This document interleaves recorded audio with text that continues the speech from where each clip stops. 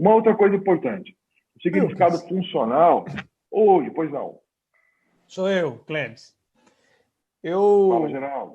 Eu queria só... Se você puder voltar um pouquinho no slide anterior aí, eu queria fazer no só filme? um... Não. No filme? Você tinha passado que tinha anatomia do molarzinho aí. Peraí. Tá no filme aqui. Adianta. Não é o filme. Peraí, deixa eu dar uma... A última imagem. Aqui? Não, passa mais uma. Aí. Aqui? Isso. Eu queria fazer só uma observação, né? Porque a gente está falando do ajuste oclusal e muitas vezes a gente só fica pensando nisso como a recuperação de um dente ou de uma restauração e tal. Mas é importante esse conceito que você está passando aí, são muito importantes, inclusive quando a pessoa vai fazer a restauração, né? Porque eu vejo aí, por exemplo, está vendo essa ponte de esmalte aí, né? Existe um motivo para que ela ocupe um volume X, né? E aí as pessoas vão e fazem uma resina linda, do ponto de vista estético, maravilhoso. Eu pagaria uma fortuna por uma restauração daquela de resina. Só que a ponte de esmalte altera a dinâmica mandibular, né? E é uma coisa para a qual as pessoas pouco atentam no momento em que estão fazendo a restauração. Então, eu só queria fazer essa observação. Como você disse, todo o sulco, toda a estrutura anatômica do dente tem um motivo de existir, né? Tem uma proporção, tem um volume adequado. E se a gente negligencia isso, aí depois nós vamos ter que cair nesse problema aí do ajuste oclusal e todos os outros que são decorrentes disso. Desculpa, patrão, pode mandar bala. Não, e o pior, imagina. O pior é o seguinte, muitas vezes acontece aquilo, né? O cara coloca, não atenta para esse tipo de coisa, se é uma interferência, esse dente vai mudar de posição, né? Ou a resina vai desgastar, né? E aí? Já teve uma adaptação aí, né? É verdade, você colocou bem. Puxando essa tua colocação, Geraldo, aqui, ó, a gente complementando aqui a questão do significado funcional, dos pontos de contato interoclusal, a gente tem que saber interpretar isso também de uma maneira clínica. Essa foto aqui, do paciente meu, foi inclusive um card, né, Geraldo, que a gente publicou no nosso Instagram da Oroarte, mostrando exatamente a questão dos pontos de contato, né? Será que a gente sabe interpretar o que são esses pontos aqui, ó? O que é ponto? Por que esse ponto está aqui? Por que eu tenho uma mancha aqui? Olha como as coisas remetem a um raciocínio básico mesmo, né? Por isso que tem uma sistematização, que a gente tem que aprender as coisas aos poucos, né? O que seria isso? O que seria aquilo ali? O primeiro passo para a gente compreender essa questão de pontos de contato oclusal é a gente lembrar, né?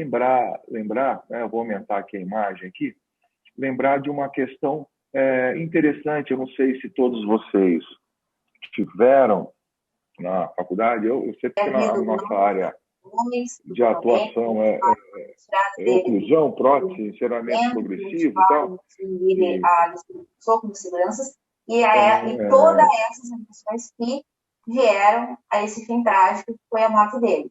Não temos Adriana, está com o áudio aberto aí? A gente está ouvindo, eu acho que a TV, se pudesse fechar o áudio aí. Tenha sido fundamental para essas agressões. Obrigado, Adriana.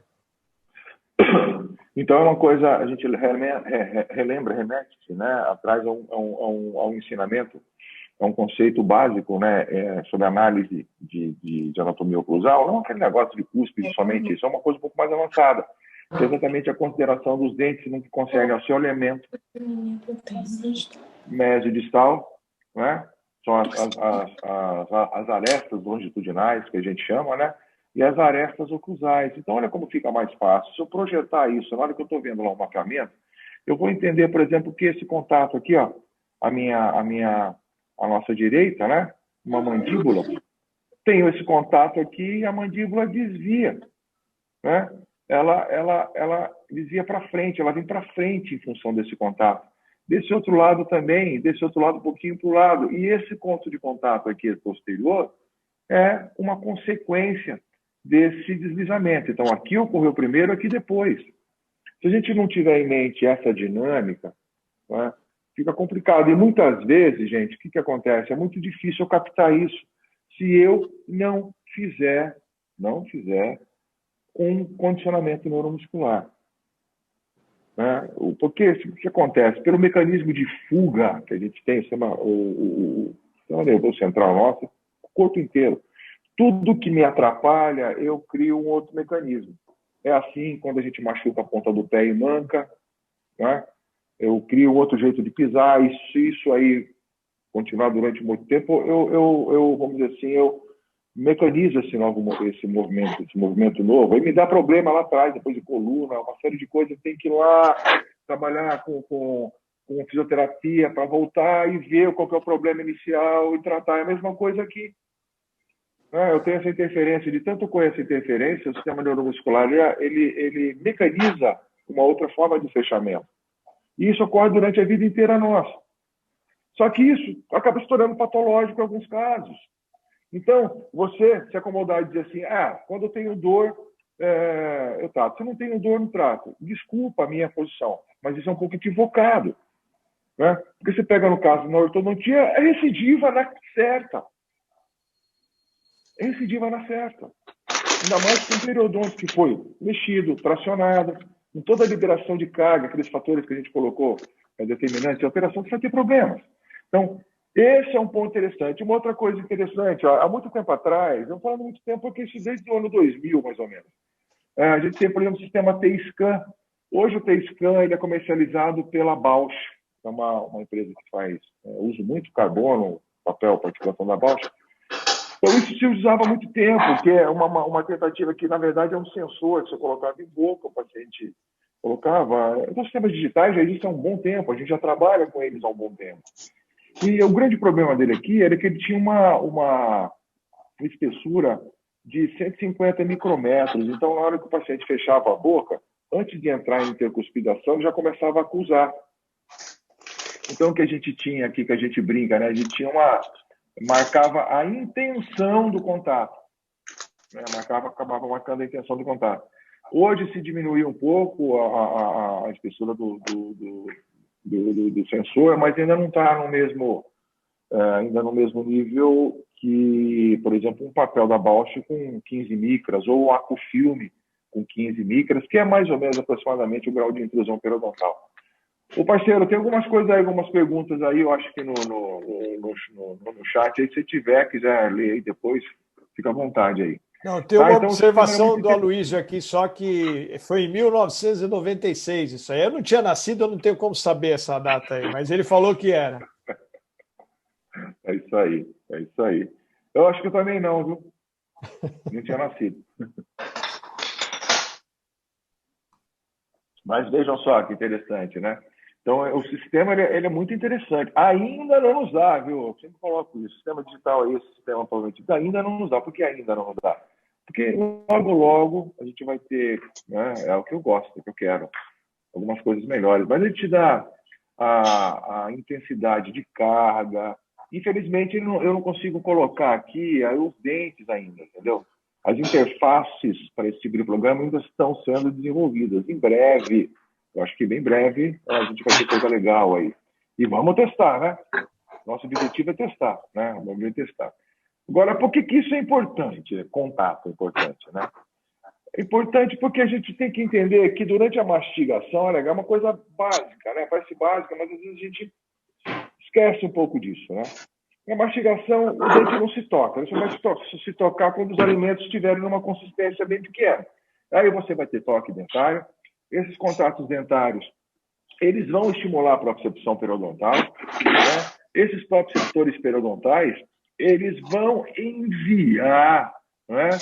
Via, aqui no caso, mandíbula, né? Via o nervo mandibular por o nervo trigêmeo, né? Assim como terminações nervosas em ligamento capsular, dentro da cápsula.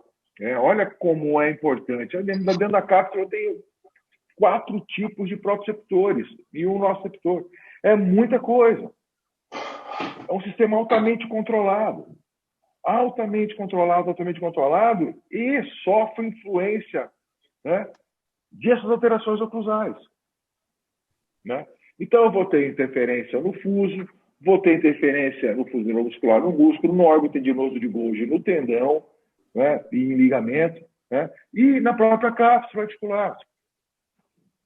Olha como é importante eu entender, né, o significado funcional dos contatos.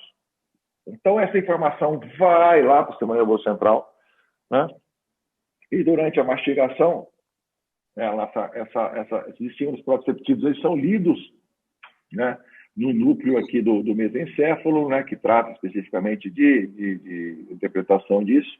Aí eu vou ter um interneurônio lá, no neurônio de segunda classe, que vai mandar informação lá para o núcleo motor do trigêmeo, e fala agora, para de mastigar e deglute, né? E aí o que vai acontecer? A gente vai disparar o reflexo da nossa deglutição. Aí toda aquela questão, né? A língua se projeta para trás, joga para trás, o alimento desce, né? Eu tenho que fechar o esôfago para eu poder deglutir, para não ter problema. E gera essa dinâmica maravilhosa dessa máquina engenhosa, perfeita que nós somos, né? Então, tudo isso começa com contato oclusal, né?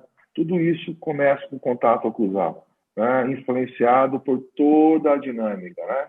Então, é um caminho longo, né? Como fala a música aí, mas a gente chega lá, Então, olha só que interessante, né? A gente interpretar o significado funcional dos pontos de contato nesse parâmetro, né? Nesse parâmetro, né? Como o início e final dos movimentos da mandíbula, como a referência da oclusão estática e da oclusão dinâmica, como a definição de um plano oclusal, como nivelamento oclusal, né? E são responsáveis por deslizamentos e desvios mandibulares, muitas vezes, né? Pela direção das resultantes das cargas mastigatórias, né? Pela propriocepção e pela alteração também de atividades eletromiográficas. Isso a gente já tem muitos trabalhos, muitas pesquisas relacionadas a isso. Então, isso é muito importante a gente ter em mente, não pode esquecer isso aqui. Esse é um pré-requisito, né? É um pré-requisito, como eu disse para vocês. Então, entender suco de deslizamento, mancha de deslizamento, como coloquei para vocês, né? Aqui, mapeamento clínico de casos nós é interpretável. Eu toco uma cúspide aqui, eu tenho um deslizamento para frente e para o lado. Olha aqui a questão de se usar, por exemplo, papéis articulares para articulação de cores diferentes. A gente consegue evidenciar isso. Ajuda bastante, né? E exatamente depois para a gente fazer o desgaste, né? Uma broca a gente vai ver depois, é bem fininha, tal, pouco abrasiva para isso. Tá? A gente obter um contato, um deslizamento. Uma outra coisa importante é a função do periodonto, né? Então, a gente não pode esquecer que qualquer carga vai mover o dente no seu alvéolo. Isso, obviamente, é dependente da saúde periodontal. Então, o periodonto doente, você tem um nível de mobilidade maior. Então, você tem que considerar até isso. Olha como é complicado. A questão do ajuste oclusal, a gente tem que realmente considerar essas coisas, né? Temos que considerar a intensidade e direção da carga mastigatória e o controle dos contatos interoclusais com papel carbono, né, como eu disse para vocês. Qual é a chave, pessoal? Por favor, peço para os pacientes fazerem movimentos, né, leves, suaves. Não vai pedir para isso aí não existe. Tá? É pressão lenta, limitando-se exatamente aquela ação fisiológica do periodonto durante a mastigação. Assim que a gente faz o controle. Assim que a gente deve fazer o controle, tá bom? Então, sempre movimento lento e suave. Isso é um outro pré-requisito muito importante. Uma outra coisa que isso nos ajuda muito, né, nas etapas, como eu disse para vocês, transterapêuticas, esse tipo de controle de oclusão, nos auxilia e também auxilia o colega, né, ortodontista, a verificar os passos em um caso próximo de finalização. Então, algumas correções relacionadas a ponto de contato. Eu até quero voltar aqui um pouquinho, porque tem uma coisa interessante, que em função da movimentação, muitas vezes, a gente não consegue perceber, mas, aqui. Está vendo a cúspide vestibular do primeiro pé tocando no bracket. né? Então, são cuidados. Isso vai acontecer, não é que está colado errado, ele foi colado certo. Só que houve, né, nivelamento, movimentação, acompanhamento, acontece isso. Muitas vezes vai fazer um ajuste. Mas como? Você não vai cortar isso aqui nunca. Não é fazer isso. Vamos continuar o vídeo e mostrar que tem uns outros pontos importantes aqui. Ó. Por exemplo, aí você vê desse lado, olha que coisa interessante, mas eu tenho um contato do lado oposto, no molar. E eu não tenho contato aqui desse lado. Olha como é importante, durante o período transterapêutico na ortodontia, eu fazer esse tipo de análise oclusal para me decidir, né, qual vai ser o meu próximo direcionamento do caso aqui. Para onde eu vou levar meu caso? Eu vou tracionar com elástico, obter função aqui? Vamos fazer dinâmica, vamos fazer protrusão, vamos fazer lateralidade, vamos mapear esse paciente. E, se necessário for, a gente fazer pequenos ajustes que a gente vê, é o nosso próximo passo agora, passar para vocês uma técnica bem objetiva para fazer o refinamento oclusal por desgaste seletivo, tá bom? Então, o importante Oi, pois não. Sou eu de novo, Cleves, o mestre das interrupções. Tem uma pergunta boa aqui do Gabriel Wilson. É preferível o uso do afastador labial ou ele pode induzir alterações na detecção dos pontos da oclusão? Não. Olha, Gabriel, perguntas são muito boas. Eu vou falar para você, eu estou usando afastador aqui com objetivo didático, tá? Para mostrar para vocês. Tá? Para mostrar para vocês, porque eu tenho que mostrar, tenho que fazer um filme, faz parte da minha profissão eu mostrar isso para vocês. Tá? Mas tudo que você puder fazer ou não fizer para influenciar com relação, por exemplo, ao afastador labial, que você acaba tracionando, apesar de ser músculo de mímica, né? Tracionando o obturador, estava complicado. Então, tudo que vocês estão vendo em vídeo, e isso é uma coisa importante, né? Aquelas coisas que a gente vê em televisão, essas coisas que vocês vendo em vídeo, ele tem essa questão. Então, tudo que vocês estão vendo aqui foram passos checados. Olha esse paciente agora. Eu tenho mais algumas perguntas, viu?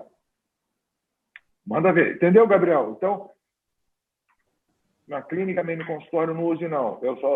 Esses casos que a gente mostra para vocês, a gente usa o afastador para poder ficar mais didático. Mas tudo isso é conferido fora, viu? Sem ele. Tá? Muito boa a tua pergunta. Muito boa. Porque às vezes a pessoa fala, não, vou colocar afastador e vou fazer tudo. Opa, não é bem aí. Né? Vamos lá. Ok, ele agradeceu aqui a resposta. Outra pergunta é a seguinte. Existem duas perguntas aqui a respeito do carbono, espessura de carbono. Eu sei que você vai falar, já está até na imagem aí. E tem uma pergunta aqui que é da Eduarda Souza. A posição do paciente, deitado ou sentado, interfere? Grande pergunta, Eduarda. Grande pergunta. É lógico que sim. É lógico que sim. A gravidade, né, ela vamos dizer assim, é um fator fundamental para isso. Então, se você está com o paciente em 12 horas, você sentado atrás dele, em posição de trabalho, eu trabalho em 12 horas. Eu acostumei a trabalhar com espelho. Desde o começo, né, na faculdade, sempre acostumei a trabalhar com visão indireta, então eu trabalho com espelho. Então, quando eu vou fazer algum preparo, alguma coisa, eu trabalho em 12 horas. Mas a detecção do contato tem que ser com o paciente sentado. Né? Então, o que é o paciente sentado que você fala? É o plano de Frankfurt sempre paralelo ao solo. Que é a melhor maneira de você ter. Então, ajusta lá o encosto de cabeça. Eu sei que algumas cadeiras odontológicas hoje não chegam a 90 graus nem a pau. Não precisa. Pede para o teu paciente sentar bem para trás e ajusta a posição de cabeça dele, para você fazer esse tipo de análise. Tá? Então, influencia bastante, sim. Outra coisa, a gente tem que usar papel para articulação, gente. Existe, como eu disse para vocês, existem variáveis com relação à intrusão periodontal, movimentação de periodonto, e o que se coloca nas pesquisas, o que a gente tem como, vamos dizer assim, um protocolo. É utilizar papéis para articulação que estejam dentro de uma variabilidade, dentro do padrão de normalidade, da movimentação dental, dentro dos limites do periodonto, que a gente chama de mobilidade livre inicial, que é exatamente quando você fecha a boca. A gente sente, não sente os dentes darem uma intruída. Isso é a fase de mobilidade livre inicial. A gente não pega o paciente no final. né, no final, paciente dentado. Não é isso, é no comecinho. Então, o carbono ele tem que ter essa espessura. Então, varia de 8 a 19 micrômetros. A gente tem no mercado vários, até Aquafilme, e várias outras marcas. Olha lá a embalagem, qual a espessura. Então, de 8 a 19, 20 micrômetros, beleza. Eu costumo utilizar muito papel da Balt.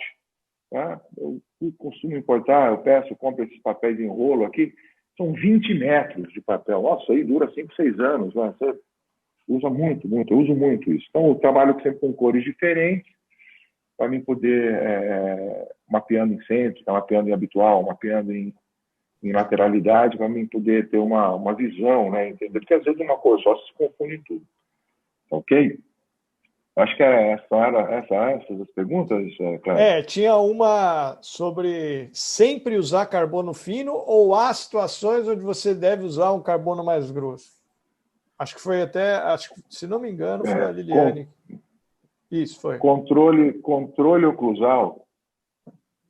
Tá? Você quer fazer mapeamento oclusal, carbono fino. Carbono grosso usa em modelo, né?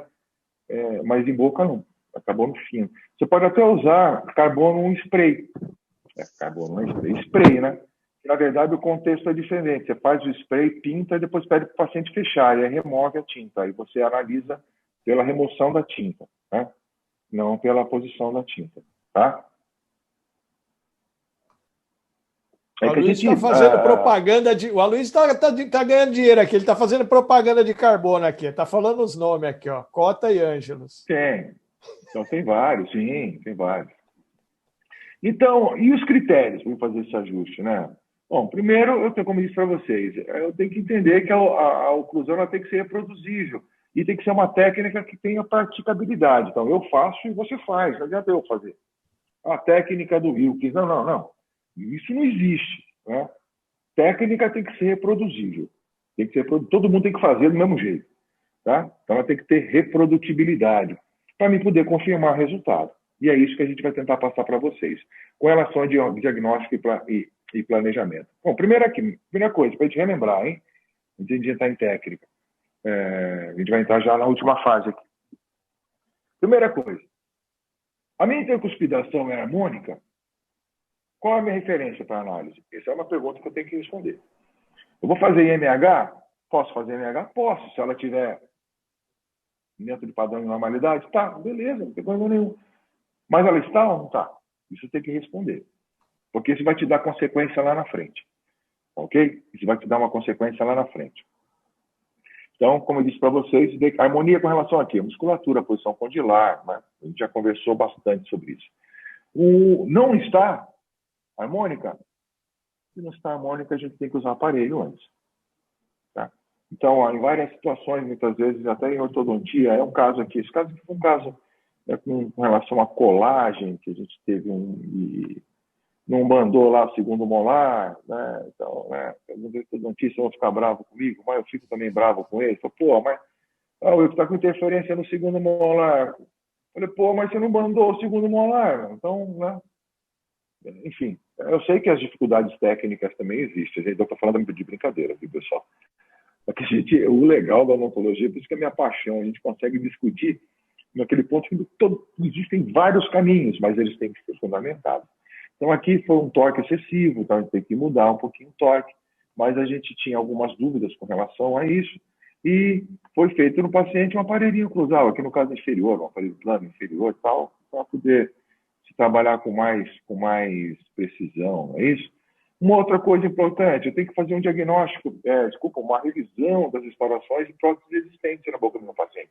Porque não adianta querer fazer ajuste oclusal com restauração estourada, né? O Geraldo colocou aí, restauração sem anatomia, não é isso? Muitas vezes há necessidade de se refazer, muitas vezes a interferência ou a questão do ajuste está em você refazer a restauração. Né? Uma outra coisa importante, uma análise funcional clínica e no articulador. Por que eu falo isso? Estou colocando articulador, gente. E os sistemas digitais, os articuladores digitais, pessoal, ainda nós temos algumas limitações, muitas limitações. No domingo, quando a gente for falar sobre funcionamento e mocap, eu vou mostrar bem isso, tá? Algumas limitações de alguns sisteminhas aí. Ainda temos muitas limitações que estão relacionadas principalmente à transferência da posição da cabeça, que a maioria dos articuladores digitais utilizam o plano de Camper, que são lá 15 graus de inclinação, e não tem nada a ver com inclinação personalizada da maxila. A gente sabe que o ponto fixo interfere, né, na direcionamento e posicionamento da mandíbula. É aquela questão da direção, daquele ângulo de balco, que é antigo. Quem estudou oclusão lá atrás sabe disso, a direção de um incisivo para um côndilo, incisivo para outro côndilo.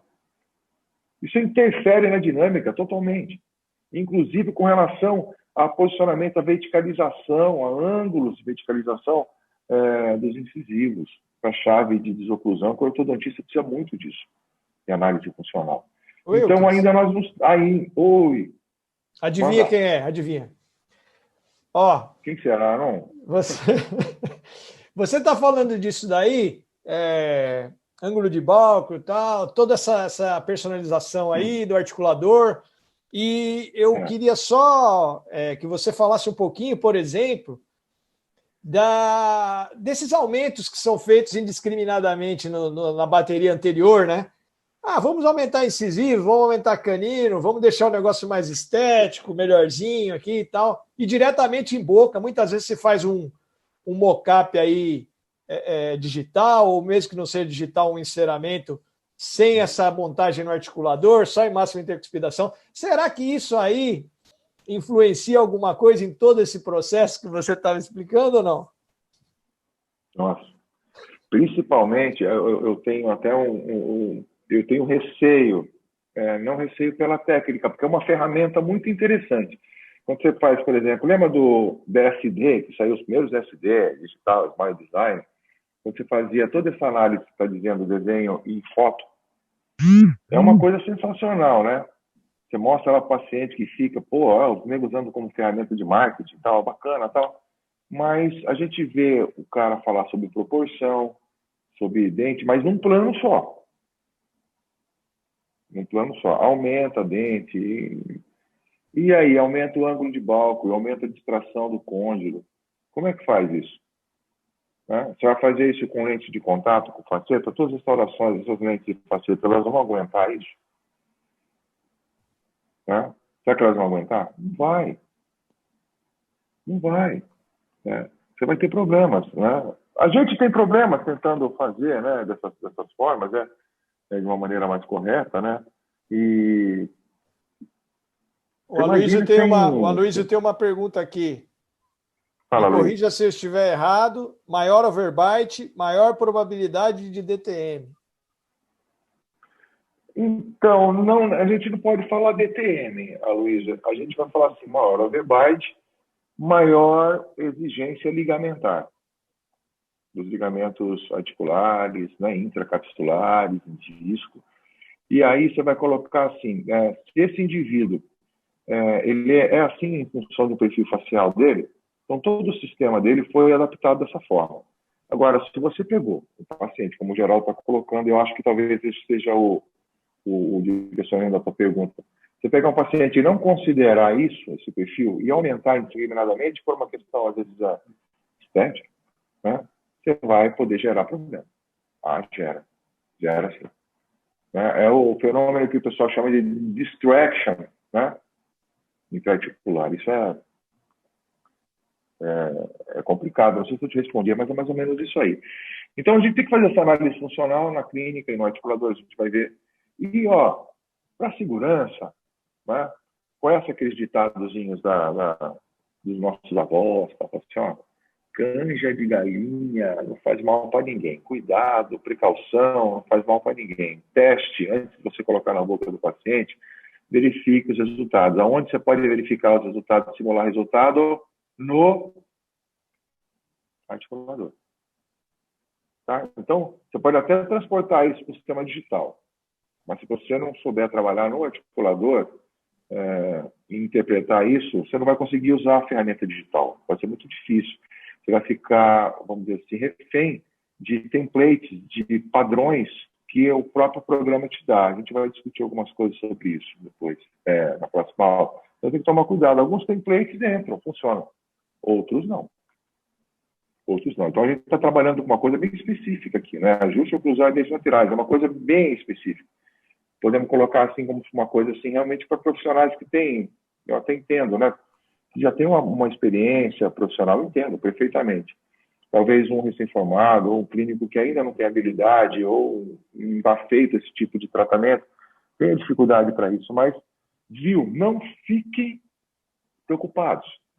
Nós vamos estar em breve, muito em breve mesmo, eu e o Klebs, a gente já está com isso pronto, a gente só está colocando uma estratégia para lançamento, a gente vai lançar esse tipo de coisa em 2 níveis, tá? Para quem está começando e para quem quer nível avançado. Fiquem tranquilos, tá? Fiquem tranquilos sobre isso, tá? Então, e o passo seguinte é a execução clínica, né? Se não for para a clínica, não adianta. Bom, com relação à metodologia e técnica, acho que todo mundo queria saber isso aí, né? Então, vamos lá. A gente costuma colocar isso aqui em três pontos, né? 3 pontos aqui básicos. Primeiro ponto, 3 etapas, tá? E é uma sistematização, um protocolo, tá? Primeira etapa, ajuste em oclusão cêntrica, é a primeira etapa. 1. Segunda etapa, ajuste em lateralidade, trabalho e balanço.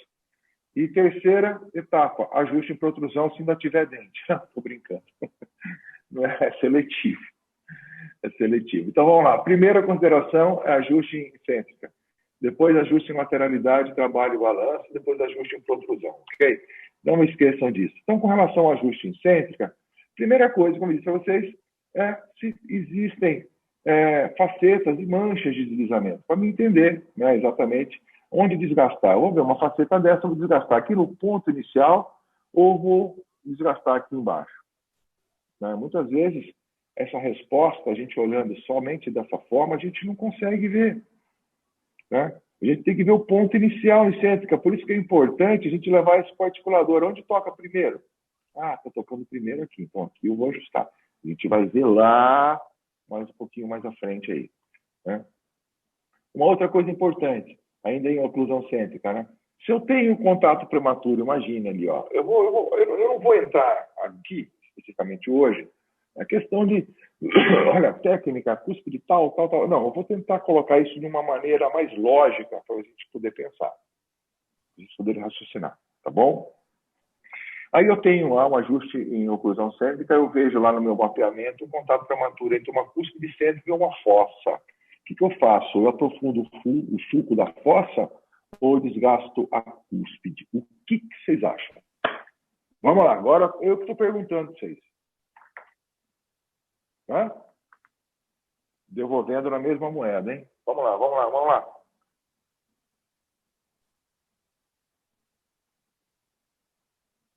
Ô, Cléber, me ajuda aí, velho.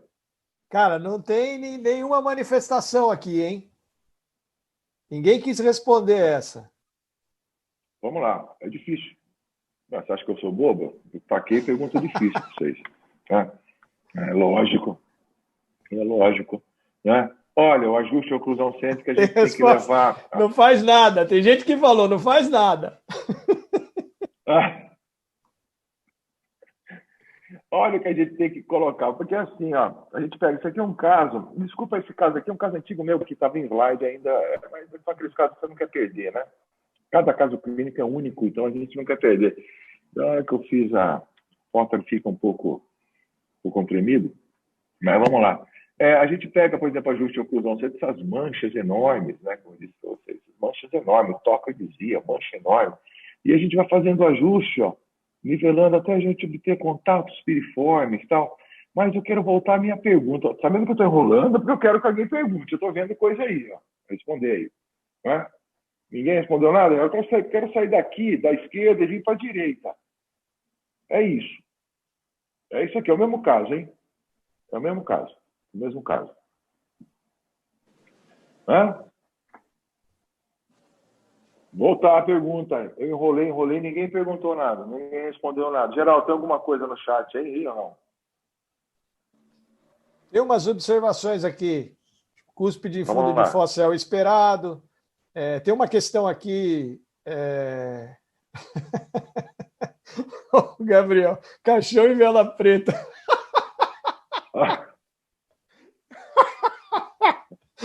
Ai, cara. O Eduardo está respondendo aqui. Se a cúspide estiver fora do plano de oclusão e interferindo, não seria correto desgastar a cúspide? Matou a charada. Muito bom. Então, Eduardo, exatamente isso, né? Primeira coisa, verificar o alinhamento. Primeira coisa, verifica o alinhamento. Está desalinhado, né? Olha que coisa interessante, né? Se eu estou desalinhado, olha que coisa interessante. Se está desalinhado, você não vai ter. E uma outra coisa. Imagina que essa cúspide dentro dessa fossa aqui, ó. Eu estou tendo um contato prematuro aí. Experimenta fazer a lateralidade. Verifica se durante a lateralidade essa prematuridade continua. Se continuar, é porque realmente ocorre o que você falou, Gabriel. A cúspide está fora, o dente está fora de posição. Então, você tem que desgastar a cúspide. Agora, se você fizer a lateralidade e a interferência não existir, se não tiver contato lá, naquela cúspide, desgaste a fossa. Na verdade, às vezes é o suco secundário, o suco de deslizamento, que às vezes é uma função de torque, movimentação de dente, ou uma restauração presente, ou uma prótese mal feita. Isso é muito importante, inclusive, para ajuste, né? Cimentações de cerâmica, tabletopes. Hoje a gente trabalha com espessuras menores de cerâmica, isso é muito crítico. Né? A sacada foi excelente. Então, faz a lateralidade. Tem contato de lateralidade? É porque a cúspide está fora do plano. Não tem, é sulco. Né? É sulco. Então, tem uma pergunta minha agora. Pergunta minha. É possível fazer um ajuste oclusal sem dinâmica? Não tem como. Vocês estão vendo que o ajuste, ele é todo... Mesmo a gente falando em cêntrica, se você decidir o que você vai fazer em cêntrica, você tem que fazer lateralidade. Tem que fazer dinâmica. Por isso que a gente tem que ter, como eu falei no início da aula, a compreensão do significado funcional dos pontos de contato. Então, é bem... Mas não é difícil, gente. É sistemática a coisa. Vamos dizer assim, não é uma receita de bolo, mas você segue um ponto, depois você vai para outro ponto, depois você vai para outro ponto, vai para outro ponto, você vai chegar lá. O importante é você ter cada ponto desse muito bem estabelecido. Isso que é importante. Né? A lógica, né, do processo, a lógica do processo. A lógica. E entender que não existe fórmula mágica, né? Não existe, eu vou dar uma fórmula mágica, vocês vão aprender a fazer isso, não sei o quê, porque isso, que vocês não vão ter problema, vocês vão ganhar muito dinheiro. Não existe, sabe, eu gostaria, né? Todo mundo ganha demais, não existe fórmula mágica para isso. É conhecimento. Tá? É conhecimento. Então, com relação ao alinhamento, é isso. Você tem que perceber. Lembra lá da interação? Eu mostrei naquela foto clínica das vertentes longitudinais. Esse tipo de coisa, esse tipo de visão, não dá para ver na boca. A gente tem que ver no articulador. Não dá para a gente raciocinar e olhar o dente. Eu estou tendo uma visão aqui proximal. Não dá para me ver isso aí. Desculpa, eu não consigo ver. Eu tenho que projetar isso para mim. Tem que estar num articulador ou num projeto digital para eu poder ler isso aqui. Tá? Então, eu tenho uma cúspide aqui nessa região, por exemplo, inclusive, saber onde desgasta. Estou com uma prematuridade aqui. Esse lado é coisa interessante. Se eu fizer um desgaste nessa vertente interna, né, eu altero. Olha que coisa, eu vou voltar aqui. Imagina aqui o posicionamento do vértice da cúspide. Aqui. Ponta da cúspide. Está tocando aqui uma vertente oclusal. Né? E onde eu queria essa ponta da cúspide? Na fossa central. Não tocando, obviamente, mas direcionada para lá. Poxa, é por isso que é seletivo, né? Não preciso sair desgastando, passar uma broca. Se eu passar uma broca de vai ficar do mesmo jeito.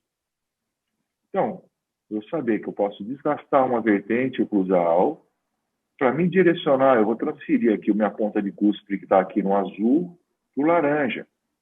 E aí eu vou ter um imbricamento melhor, mecânico. A mesma coisa o lado oposto. Tem um imbricamento mecânico ali, direcionamento da cúspide. Eu posso direcionar para cá.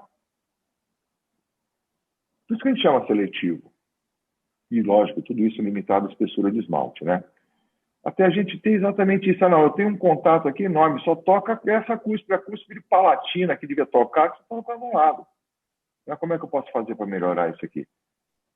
Se eu tenho as cúspides muito bem posicionadas na fossa, aí é raciocínio óbvio, eu posso desgastar as duas vertentes inclinadas.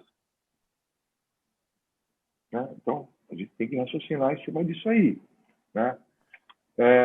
Então, ainda, se eu tiver um contato entre dentes anteriores, né? Por exemplo, toque incêntrica, esse caso que eu vou mostrar para vocês aqui na frente, exatamente isso. O cara, ela vai lá, toca só na frente. Ele reposicionou a mandíbula, você toca na frente. Primeira coisa, nivelamento. Outra coisa, nivelamento de crista marginal. Olha essa mancha de contato aqui, ó, exterior. Está tocando nessa... Olha o desnivelamento da crista. Não tem como eu ter contato aqui. Ah, mas eu estou tendo contato aqui na frente. Esse contato aqui é consequência desse deslizamento. Se eu tenho mancha de contato, pelo amor de Deus, desconfio de tudo que está acontecendo depois. Teve um deslizamento aqui embaixo também. Se tem deslizamento, gente, desconfia do que você está vendo, porque tudo que você está vendo aqui é consequência do deslizamento.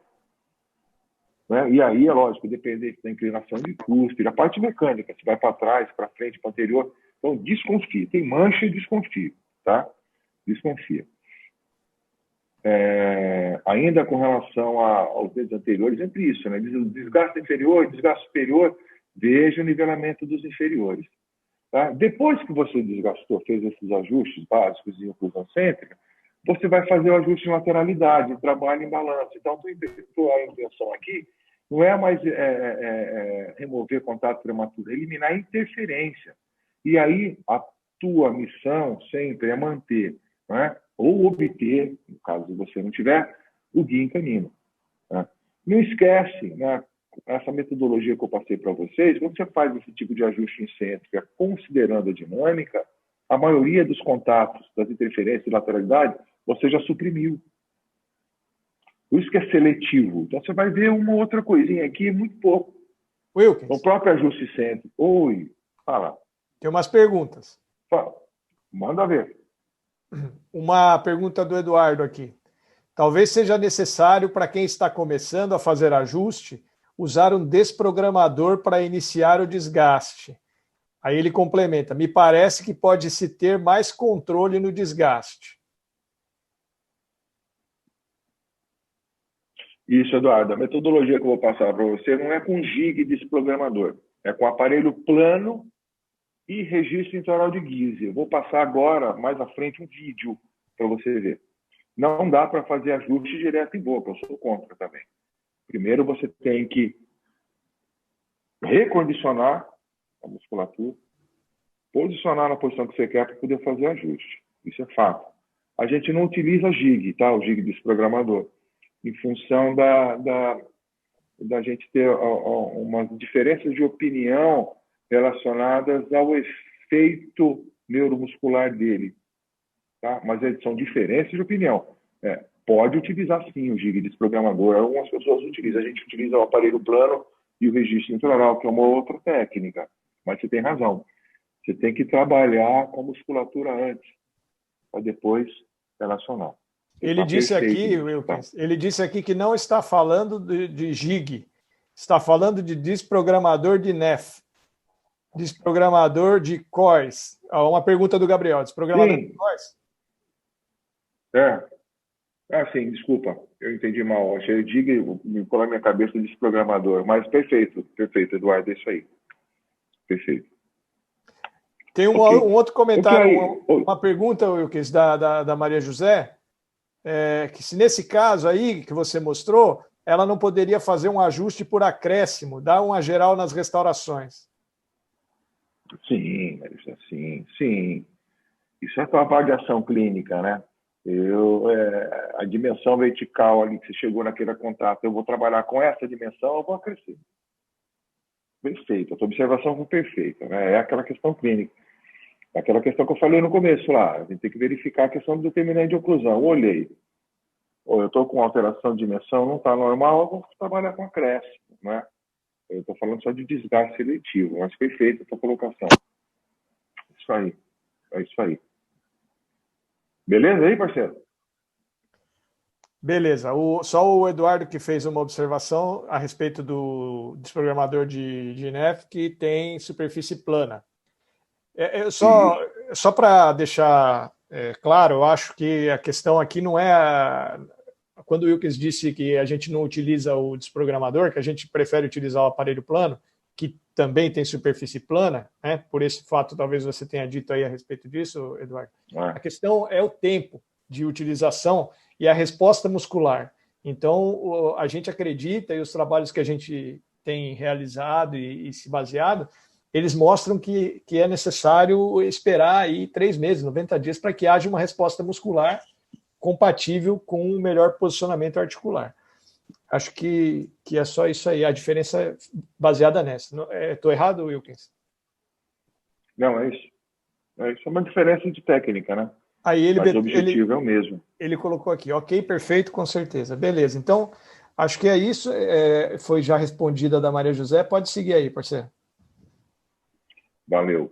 Então, você vê com uma visão dessa, questão do tipo de visão, a gente só consegue ver no articulador.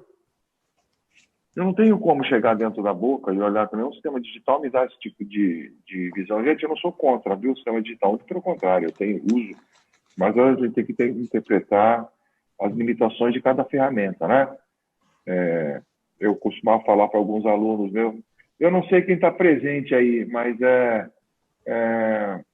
o pessoal aí da aula passada está aí, eu não lembro, mas eu costumava ter alguns ex-alunos, eu costumava falar para eles assim, uma coisa é uma coisa, outra coisa é outra coisa. Entender?